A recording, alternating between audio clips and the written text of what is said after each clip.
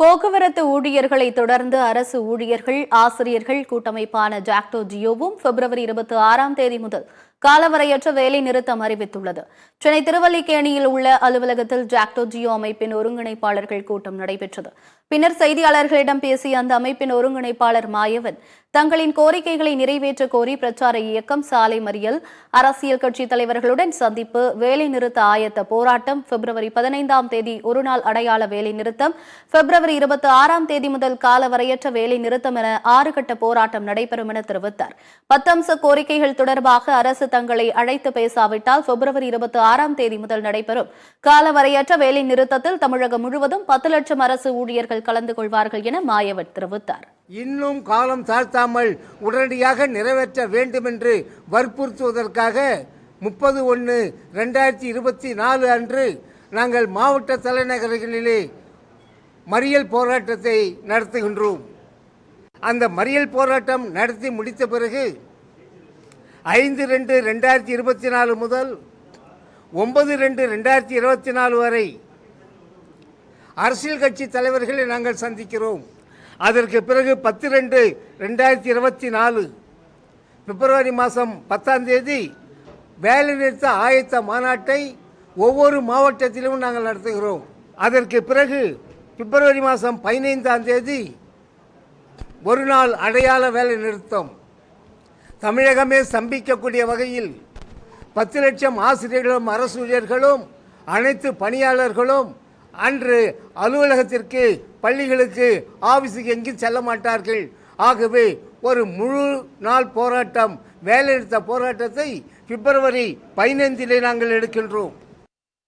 தொடர்ந்து பேசிய தமிழ்நாடு அரசு ஊழியர் சங்க மாநில பொதுச் செயலாளர் செல்வம், அரசு தங்களது கோரிக்கைகளை நிறைவேற்றவில்லை எனில் பொது தேர்வையும் புறக்கணித்து போராட்டத்தை தொடருவோம் என தெரிவித்தார்.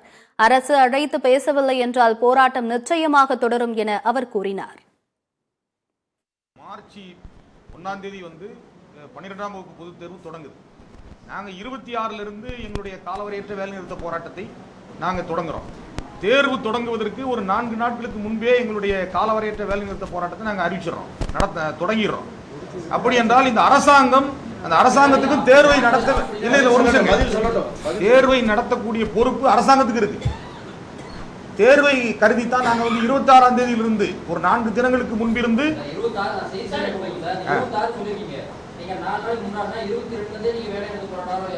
26ஆம் தேதியிலிருந்து தான் காலவரையற்ற வேலைநிறுத்த போராட்டம்.